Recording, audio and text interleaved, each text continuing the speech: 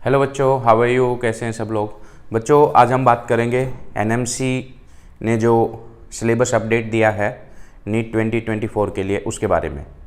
बच्चों, ये मेरे पास सिलेबस का पीडीएफ है और ये पीडीएफ मैंने आज सुबह ही 7 बजे एनएमसी की वेबसाइट से डायरेक्टली डाउनलोड किया है।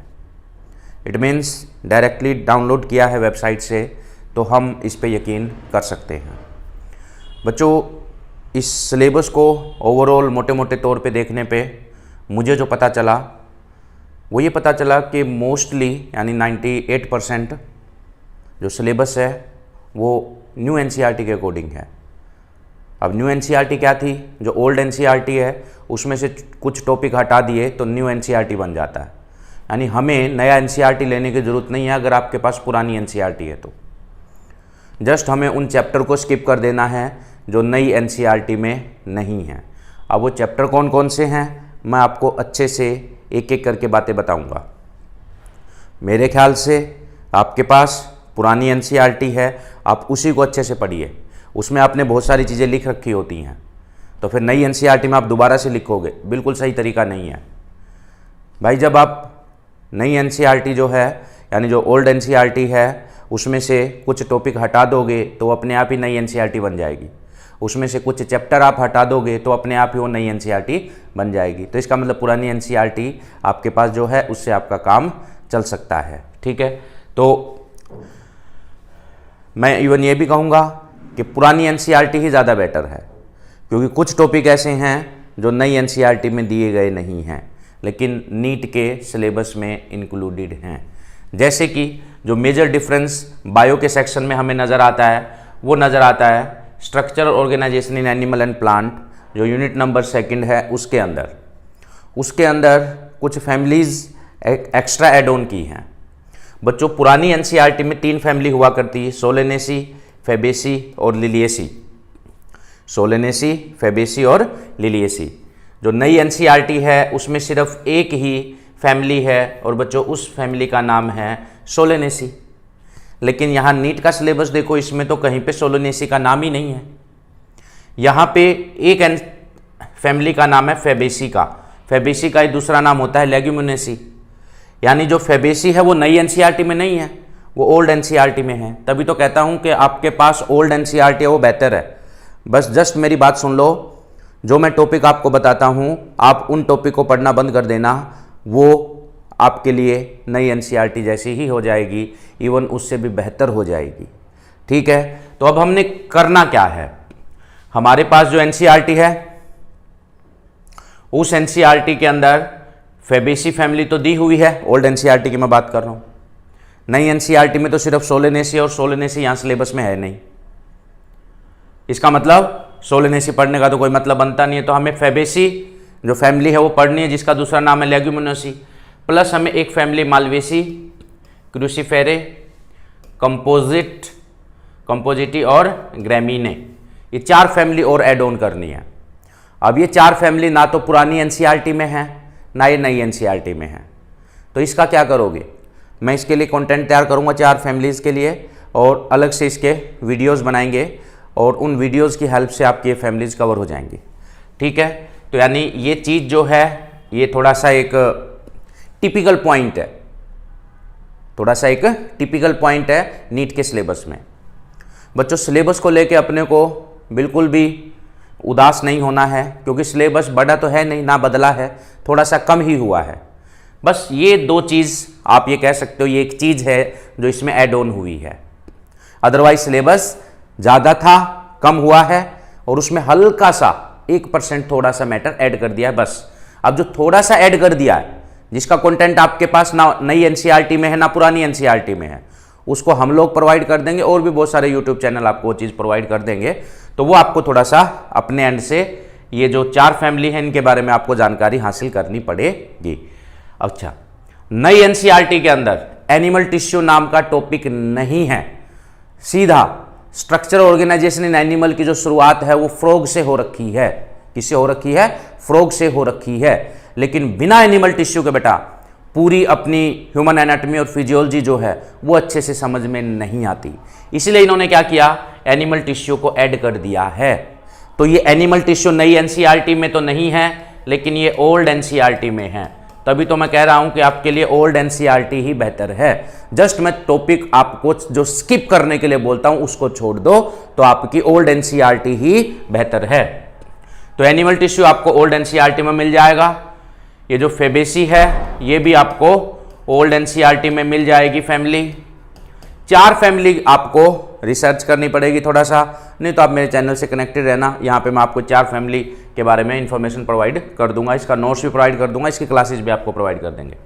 उसके बाद हम बात करते हैं यहाँ पे देखो different system, anatomy function of different system, digestive, circulatory, respiratory, nervous system, reproductive of an insect, और ब्रैकेट में लिखा है फ्रॉग। अरे भाई इंसेक्ट में फ्रॉग आता है क्या? फ्रॉग तो एम्फीबियन है, कॉर्डेट्स के अंदर आएगा। ये इंसेक्ट फ्रॉग ये क्या कहना चाह रहा है? या तो ये कहना चाह रहा होगा कि यहां पे कोई कोमा या कोई स्लैश आ रहा होगा, तो यहां पे ये कोमा लगाना चाह रहे होंगे, यानी ये प्रिंटिंग एरर इनसे हो गया, क्योंकि सरकारी कामों में बहुत कम उम्मीद होती है कि 100% परफेक्शन से कोई काम हो। तो फिर भी इंसेक्ट कोमा फ्रॉग अगर हम इसको मान लें, तो इंसेक्ट में बेटा हम किसको पढ़ते हैं? इंसेक्ट में बेटा हम पढ़ते हैं कॉकरोच को। कॉकरोच के बारे में कौन सी एनसीईआरटी में है? बोलोगे सर ओल्ड एनसीईआरटी में है, न्यू एनसीईआरटी में कॉकरोच जी नहीं है, ठीक है। और फ्रॉग नई एनसीईआरटी में है और ओल्ड में तो है ही, तो अपने को फ्रॉग और कॉकरोच दोनों पढ़ने हैं। जी हाँ, अपने को फ्रॉग और कॉकरोच दोनों पढ़ने हैं, अर्थवर्म नहीं पढ़ना है। फ्रॉग और कॉकरोच दोनों किस में दिए हैं? नई एनसीईआरटी में नहीं दिए हैं, नई एनसीईआरटी में सिर्फ फ्रॉग है। ये दोनों दिए गए हैं ओल्ड एनसीईआरटी में, ठीक है। तभी मैं आपको बार बार बोल रहा हूं ओल्ड एनसीईआरटी में से कुछ टॉपिक हटा दो, वो नई एनसीईआरटी जैसे बन जाएगी। ओके, तो एक तो ये ध्यान रखेंगे कि यहां पे थोड़ा सा हल्का सा बदलाव है, ये 4 फैमिली अपने को एड ऑन करनी है, ठीक है। एनिमल टिश्यू हमें पढ़ना है, हमें कॉकरोच भी पढ़ना है फ्रॉग के साथ साथ, क्योंकि यहाँ पे इंसेक्ट लिखा है। और हमें अपने आप को सेफ जोन में रखना है बेटा, हमें अपने आप को सेफ जोन में रखना है बेटा। इसीलिए यहाँ पे जो सिलेबस मेंशन है उसको हमें ध्यान से इंटरप्रेट करना है। यानी अगर कॉकरोच से क्वेश्चन आ गया तो हम चैलेंज नहीं कर सकते, क्योंकि वो कह देंगे कि देखो इंसेक्ट का मतलब कॉकरोच, ठीक है। तो इसलिए अपने को दोनों पढ़ने पड़ेंगे। उसके बाद जो दूसरा डिफरेंस है, एक बार इस डिफरेंस को आप राइट डाउन कर लो कॉपी में। उसके बाद इसमें कोई मेजर डिफरेंस मुझे नज़र नहीं आता बच्चों, उसके बाद मुझे कोई मेजर डिफरेंस इसमें नज़र नहीं आता बच्चों। थोड़ा सा जो मेजर डिफरेंस है वो इसमें आएगा, कहाँ पर? वो इसमें आएगा ह्यूमन हेल्थ एंड डिजीज़ के अंदर। जब हम ह्यूमन हेल्थ एंड डिजीज़ की बात करते हैं उसमें डेंगू और चिकनगुनिया के बारे में नहीं दे रखा है, तो डेंगू और चिकनगुनिया के बारे में हमें थोड़ा ऐड ऑन करना है, ठीक है। इसके अलावा सिलेबस के अंदर ज़्यादा बदलाव नहीं है अगर हम नई एनसीईआरटी के अकॉर्डिंग देखें तो। पुरानी एनसीईआरटी के अकॉर्डिंग देखें तो थोड़े से बदलाव हैं। तो अब हमें फाइनली करना क्या है? अब हमें फाइनली करना क्या है? हमें उस कंक्लूजन पे पहुंचना है। अब मैं आपको कुछ सिलेबस के अंदर जो मेजर चेंजेस हैं उसके बारे में बताऊंगा, यानी हमें फाइनली करना क्या है। ये देखो, मैं ये मान के चल रहा हूं कि आपके पास ओल्ड एनसीईआरटी है, मैं मान के चल रहा हूं कि आप ओल्ड एनसीईआरटी से पढ़ाई कर रहे हैं, उसके अकॉर्डिंग अपने को क्या बदलाव करने हैं। देखो, आपके पास जो ओल्ड एनसीईआरटी है, जब इस सिलेबस को हम ओल्ड एनसीईआरटी के साथ कंपेयर करते हैं तो भाई आपको जो मॉर्फोलॉजी ऑफ फ्लावरिंग प्लांट है उसमें जो स्किप करना है, आपको स्किप करना है सोलेनेसी। आपको सोलेनेसी जो है वो स्किप करनी है, लिलिएसी स्किप करनी है मॉर्फोलॉजी ऑफ फ्लावरिंग प्लांट में। तो क्या बच जाएगा आपके पास? सिर्फ एक फैमिली बच जाएगी, आपके पास फैमिली बच जाएगी फेबेसी। आपके पास फैमिली बच जाएगी फेबेसी यानी लेग्यूमिनेसी, ठीक है। प्लस आपको इसमें अदर 4 फैमिली जो है उसके नोट्स भी आपको प्रिपेयर करने, उसका कंटेंट भी आपको तैयार करना है, ठीक है। अब आप कहोगे sir morphology of flowering plant में कुछ बीच बीच के टॉपिक भी गायब हैं।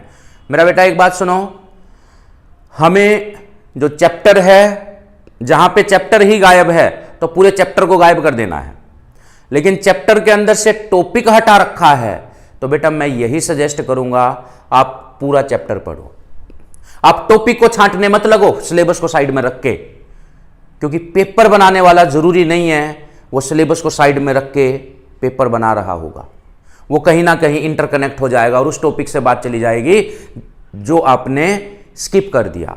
इसलिए हमें सेफ जोन में रखना है अपने आप को, क्योंकि जब ये पीडीएफ बनाने में ही छोटे मोटे एरर आ रहे हैं तो पेपर बनाने में भी एरर आ सकता है। तो हमें रिस्क नहीं लेना है, हमें रिस्क नहीं लेना है। जैसे मॉर्फोलॉजी ऑफ फ्लावरिंग प्लांट में मॉडिफिकेशन ऑफ रूट, स्टेम और लीफ जो है वो टॉपिक में नहीं है, वो सिलेबस में नहीं है जो दिया है एनएमसी ने, बट हमें एक बार उसको रीडिंग करना है। यानी कहने का मेरा मतलब यह है कि जो 5वां चैप्टर है मॉर्फोलॉजी ऑफ फ्लावरिंग प्लांट, उसमें से आपको बस ये 2 फैमिली जो है सोलेनेसी और लिलिएसी ये हटा देनी है, बाकी आप पूरा चैप्टर पढ़ो। इसी प्रकार से जो पहले 4 चैप्टर हैं उनको भी हमें पूरा पढ़ना है। हालांकि एक आध टॉपिक बीच बीच में उनमें भी स्किप है, बट बेटा टॉपिक को छांटने मत लगो। तुम तो टॉपिक को छांट लोगे, लेकिन जब एग्जामिनर क्वेश्चन बना रहा है वो जरूरी नहीं है कि टॉपिक को छांट के क्वेश्चन बनाए, और कट ऑफ वैसे ही हाई जाने वाली होती है। तो इसीलिए बेटा हमें रिस्क बिल्कुल भी नहीं लेना है। अपनी ओल्ड एनसीईआरटी में जो दिया है वो सारा पढ़ना है। अब उसमें से क्या हटाना है बस वो सुन लो। ओल्ड एनसीईआरटी में जो दिया है वो सारा पढ़ना है, बस उसमें से क्या हटाना है सिर्फ ये सुन लो, उससे अपना काम हो जाएगा। 5वें चैप्टर में से तो आप क्या हटाओगे, आप सोलेनेसी और लिलिएसी हटा दो। उसके बाद जो अर्थवर्म है स्ट्रक्चर और ऑर्गेनाइजेशन में, आप इसको हटा दो। आप चैप्टर हटा दो, पूरा चैप्टर ट्रांसपोर्ट इन प्लांट। आप पूरा चैप्टर मत पढ़ो मिनरल न्यूट्रिशन। आप पूरा चैप्टर हटा दो डाइजेशन एंड एब्जॉर्प्शन। 3 चैप्टर आप ये हटा दो, ठीक है। उसके बाद न्यूरल कंट्रोल एंड कोऑर्डिनेशन के अंदर आप रिफ्लेक्स एक्शन और सेंस ऑर्गन वाला जो टॉपिक है वो हटा दो। 12th क्लास में आ जाओ। 12th क्लास के अंदर आप रिप्रोडक्शन इन ऑर्गेनिज्म पूरा चैप्टर हटा दो। इनहांसमेंट इन फूड प्रोडक्शन पूरा चैप्टर हटा दो। इन्वायरमेंटल इश्यू पूरा चैप्टर हटा दो। तो यानी फाइनली हमने कितने चैप्टर रिड्यूस करे, हमने चैप्टर नंबर 1 रिड्यूस कर दिया, ओल्ड एनसीईआरटी से भगा दिया, हमने पढ़ा नहीं उसको। अपने आप ही आपकी ओल्ड एनसीईआरटी नई एनसीईआरटी में बदल जाएगी अगर आप इसको नहीं पढ़ोगे तो। ट्रांसपोर्ट इन प्लांट आपने हटा दिया, आपने मिनरल न्यूट्रिशन हटा दिया, आपने डाइजेशन एंड एब्जॉर्प्शन भी हटा दिया, आपने रिप्रोडक्शन इन ऑर्गेनिज्म जो 12th क्लास का पहला चैप्टर है वो हटा दिया, आपने फूड प्रोडक्शन वाला चैप्टर एनहांसमेंट इन food production, animal breeding, plant breeding जिसमें हम पढ़ते थे, आपने वो हटा दिया। वैसे भी ये चैप्टर ज्यादा बच्चों को पसंद नहीं था। इन्वायरमेंटल इश्यू आपने चैप्टर है, तो 6 चैप्टर तो आपने कंप्लीटली गायब कर दिए। और आपने reflex organ, sorry reflex action इसको बोलेंगे, रिफ्लेक्स एक्शन और सेंस ऑर्गन, जो रिफ्लेक्स एक्शन है और जो सेंस ऑर्गन है वो आपने हटा दिया। तो रिफ्लेक्स एक्शन और सेंस ऑर्गन आपने हटा दिया, 6 चैप्टर हटा दिए। इधर से आपने अर्थवर्म हटा दिया, इधर से आपने ये 2 फैमिली सोलेनेसी और लिलिएसी हटा दी। तो बेटा जी अभी कॉपी लो, पेन लो और ये चीजें लिख लो। अभी वीडियो पॉज करो, लिखो अभी। मतलब आपके पास जो ओल्ड एनसीईआरटी है उसमें से आपको ये चीजें हटानी है। अब आप बोलोगे सर चैप्टर के अंदर कुछ टॉपिक भी तो गायब हैं। बेटा इतना गहराई में मत जाओ, बाकी जो बच गया ना वो सारा पढ़ो। अरे भाई 6 चैप्टर कम हो गए और क्या छोड़ोगे। अब चैप्टर के अंदर जो टॉपिक हटे हैं ना, कई बार वो टॉपिक वो बाकी बचे हुए चैप्टर को समझने के लिए जरूरी होते हैं। इसलिए उन टॉपिक को आप हटा दोगे तो वो चैप्टर अच्छे से समझ में नहीं आएगा। जैसे एनाटॉमी ऑफ फ्लावरिंग प्लांट में कुछ सिंपल टिश्यू, परमानेंट टिश्यू के कुछ पैराग्राफ गायब हैं, लेकिन जब उसको आप हटा दोगे तो बाकी रिमेनिंग चैप्टर अच्छे से समझ में नहीं आएगा मेरा बेटा। और अपने आप को सेफ जोन में रखना है। अब हो सकता है एग्जामिनर क्वेश्चन बना रहा है और उसको ध्यान ना रहे कि भाई ये वाला चैप्टर का ये टॉपिक तो हट चुका है, सिलेबस में नहीं है, और वो उससे भी क्वेश्चन बना दे, बिल्कुल चांस होते हैं। तो इसीलिए बच्चों अपने को ज़्यादा काट छांट नहीं करनी है, अपने आप को सेफ जोन में रखना है।